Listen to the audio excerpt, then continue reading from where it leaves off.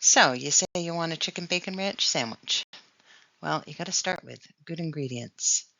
So, this chicken and the bacon came from Lilac Hedge Farm, and we do not normally buy the boneless breasts without skin, but we kind of did the send us what you'd like box. And so we had to make some adjustments a little bit. So, at first, I marinated it. I used milk, sunflower oil, salt and pepper for about a day. And I actually wrapped it in the bacon. Preheated that cast iron you're looking at to about 400 degrees, and then basically placed that bacon wrapped chicken on that cast iron, and you could hear it sizzle. And then I cooked it for about 15-20 minutes. I flipped it once in between till the inner temp was about 120, just a little bit under actually. And then I just kind of finished it off in the stove top, especially to kind of finish cooking off the bacon, because the part that was wrapped around the chicken on the inside was a little undercooked. So once it was just right, we were able to take that chicken off, slice it nice and thin. So yummy.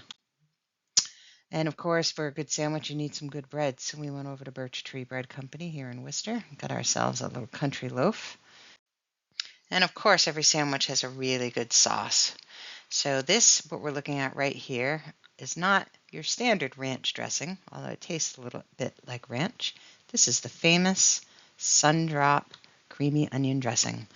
So the way that I make this is I make some homemade mayonnaise first with 2 egg yolks, 2 tablespoons of lemon juice, and about a cup of sunflower oil.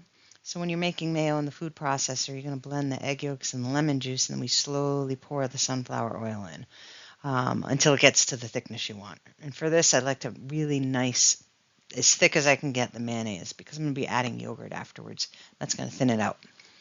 So once I get that mayonnaise, take it out of the food processor, put it in a mixing bowl, and then into this food processor goes some red onions, some sugar, dill, and parsley. Once that's all blended up nice, put that in the mixing bowl with the mayo, and then we start folding in some yogurt. And then you can kind of play with the amount of yogurt, a little less to keep it nice and thick if you're doing a dip, or a little bit more for something even, pourable for a salad dressing. We start building our sandwich. So we've got some nice sliced chicken there. It's on top of some really lovely lettuce we got from Rock Harvest Farm. And you'll see there we got the nice crisp bacon. And then, of course, we start adding some pickles. So these are the famous Sun-Drop sandwich pickles. I know there's not a lot of detail here in this recipe. So when you see various Italian herbs, it's true. Every time I made them, it was various. It kind of depended on what I had in the kitchen. Did I have some nice bunches of parsley, maybe some fresh rosemary? What do I have for dried herbs? But basically, I'm going for an Italian profile. So there's going to be oregano, there's going to be basil, and usually about 5 pounds of cucumbers and about 2 onions, really thinly sliced with the mandolin.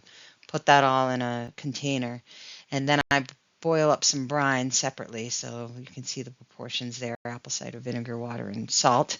And once that's all dissolved, nice and hot, pour it over the veggies, stick it in the fridge, wait at least a day, and you're in business.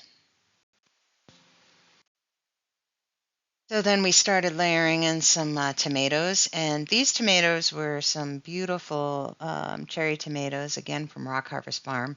We had so many of them that I put them in a jar of our balsamic lime vinaigrette. So there's our recipe for the balsamic lime vinaigrette. So we've got basically vinegar and lime juice, sunflower oil, sesame oil, and a little bit of maple syrup. Mix that all up. So these were marinating probably for 3 days to a week. So I pulled them out and put them on our lovely sandwich. Added some more of that lovely creamy onion dressing. Put it all together, sliced it up, and there's your sandwich. Thanks for listening.